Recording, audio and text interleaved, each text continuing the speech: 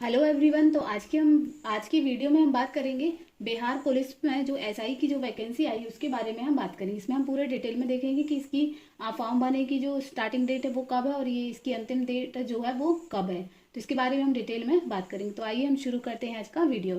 तो जो बिहार पुलिस में यानी कि बिहार पुलिस में जो वैकेंसी आई है वो है बिहार सब इंस्पेक्टर प्रोहिबिशन की आई है और एक आई है बिहार सब इंस्पेक्टर विजिलेंस की आई है। दो प्रकार की वैकेंसी आई है, पोस्ट आई है। तो इसमें थोड़ा सा हम देख लेते हैं कि जो सब इंस्पेक्टर प्रोहिबिशन की है वो लेवल 6 की जॉब है और ये इसमें 63 कुल सीटें हैं। ठीक है।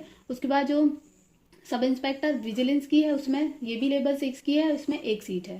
तो इसके बारे में थोड़ा डिटेल में देखते हैं हम कि ऑनलाइन आवेदन भरने की जो प्रक्रिया जो प्रारंभ होगी वो है 4 नवंबर से। यानी कि अभी भी ये फॉर्म भरे जा रहे हैं तो 4 नवंबर से आप फॉर्म फिल कर सकते हैं। और इसकी जो अंतिम डेट जो है वो है 4 दिसंबर। 4 नवंबर से 4 दिसंबर तक ये फॉर्म भरे जाएंगे। नेक्स्ट अब हम बात करेंगे इसमें कि अब इसमें जो दो दो पोस्ट हैं तो इसमें आपको प्रेफरेंस देना पड़ेगा कि आप पहले कौन सी पोस्ट चाहते हैं और उसके बाद कौन सी। तो आपको जो प्रेफरेंस के अकॉर्डिंग ही आपको पोस्ट इसमें मिलेगी। इसके बाद देखते हैं इसमें आवेदन के लिए पात्रता। तो इसमें जो पात्रता होगी वो क्या होगी कि इंडियन होना अनिवार्य है। और शैक्षणिक योग्यता की बात करें तो इसमें आपको ग्रेजुएशन डिग्री चाहिए होगी कि आपकी ग्रेजुएशन हो, वो इसमें फॉर्म फिल कर सकते हैं। उम्र सीमा की बात करें तो जो एज लिमिट है वो 1 अक्टूबर मतलब 1 अगस्त 2023 के आधार पर की जाएगी। इसकी थोड़ी सी एज लिमिट और देख लेते हैं, थोड़ा सा इसमें अलग अलग है। जैसे अनरिजर्व की देखें तो अनरिजर्व में जो मेल है उनकी है 20 से 37 साल की उम्र है। तो अनरिजर्व मेल में 20 से 37। उसके बाद यदि हम अनरिजर्व फीमेल में देखें तो उनकी है 20 से 40 साल, 20 से 40। उसके बाद आते हैं हम ओबीसी पर। तो ओबीसी में जो मेल की है वो है 20 से 40 सेम है, लेकिन इसमें मेल की है 20 से 40। और जो फीमेल की है इसमें मेल और फीमेल दोनों की सेम है। तो इसमें सेम है मेल और फीमेल की ओबीसी में। उसके बाद देखें हम एससी और एसटी। तो एससी और एसटी में जो इसमें भी सेम ही है मेल और फीमेल की।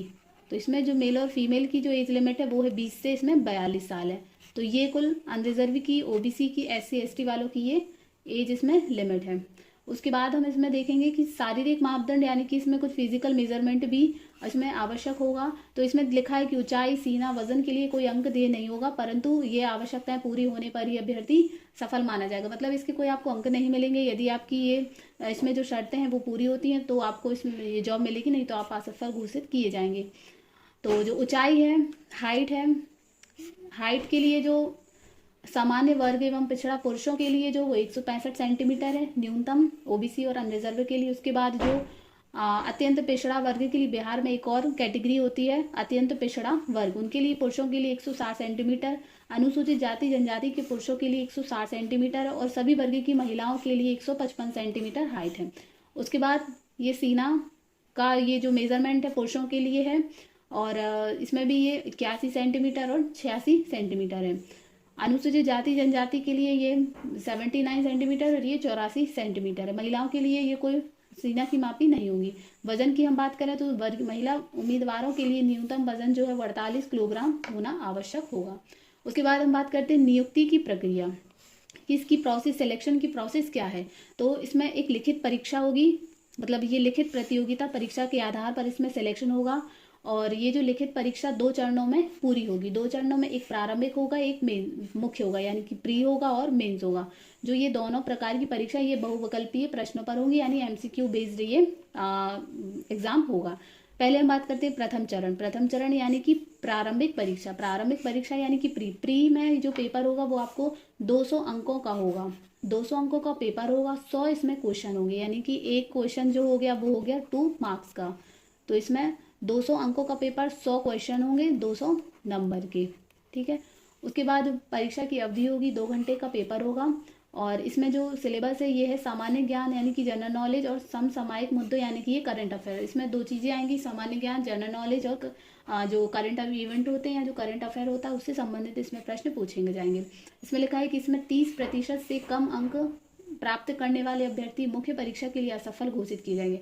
इसमें ये बोला गया है कि आपको 30% से ज़्यादा अंक चाहिए होंगे, यानी आपको 30% या इससे अधिक ही अंक प्राप्त करने होंगे, तभी आप इसमें सफल माने जाएंगे प्री में। उसके बाद आपको मेंस के लिए क्वालिफाई किया जाएगा और इसके नंबर के आधार पर फिर इसकी एक मेरिट लिस्ट बनेगी, उसके अनुसार आपको मुख्य परीक्षा के लिए सेलेक्ट किया जाएगा यदि आप उस कट ऑफ में आते हैं तो ही। उसके बाद इसमें दूसरा चरण आता है, ये है मेंस का। यदि आप प्री क्वालिफाई करते हैं तो आपको मेंस देने मिलेगा। जो मेंस होगा वह है जो होगा वह 2 पत्र होंगे, मतलब इसमें 2 एग्जाम होंगे मेंस में। पहला जो होगा वो प्रथम पत्र 200 अंकों का होगा, इसमें हिंदी पूछी जाएगी, सामान्य हिंदी होगी, इसमें 2 घंटे का पेपर होगा और इसमें 100 प्रश्न होंगे, सेम वैसे ही 100 प्रश्न होंगे, 200 नंबर का पेपर होगा। इसमें लिखा है न्यूनतम 8 अंक 30% अंक प्राप्त करना अनिवार्य होगा, ठीक है। इसमें भी 30% आपको अंक प्राप्त करने होंगे। इसमें लिखा है सामान्य हिंदी पत्र का प्राप्तांक मेधा निर्धारण में नहीं जोड़ा, मतलब ये सिर्फ आपको क्वालिफाइंग एग्जाम पेपर है, इसमें आपके जो मार्क्स मिलेंगे वो आपके जो मेरिट लिस्ट बनेगी उसमें नहीं जोड़े जाएंगे। अब द्वितीय प्रश्न होगा, इससे ही मेरिट लिस्ट बनेगी। द्वितीय प्रश्न होगा, जो पत्र होगा, द्वितीय एग्जाम होगा, इसमें आपको सामान्य अध्ययन, सामान्य विज्ञान यानी साइंस, नागरिक शास्त्र, भारतीय इतिहास, भूगोल, गणित, मानसिक योग्यता यानी कि रीजनिंग से संबंधित प्रश्न पूछे जाएंगे। ये भी 200 मार्क्स का होगा, इसमें प्रश्न 100 होंगे और परीक्षा की अवधि होगी 2 घंटे से एज अ।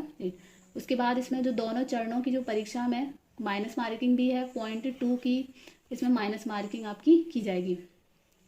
उसके बाद जो है और तृतीय चरण तो ये मेजरमेंट का है, फिजिकल मेजरमेंट का है। इसमें जो ये भी इसमें दौड़ होगी, ऊंची कूद होगी, उसके बाद लंबी कूद होगी, गोला फेंक होगा, 4 हो गए।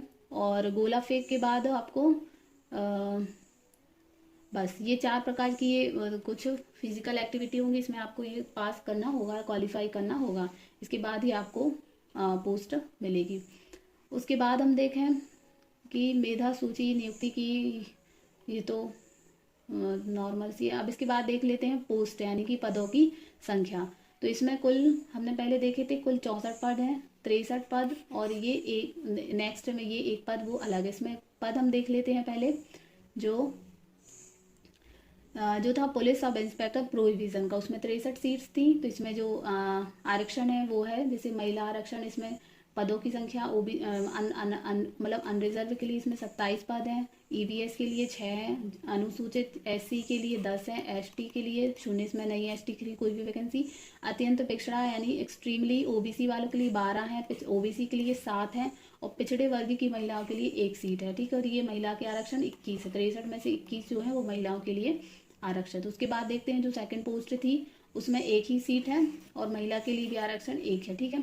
उसके बाद आरक्षण के बारे में इसमें दिया है तो वो सामान्य सा जो और में होता है वैसे ही है।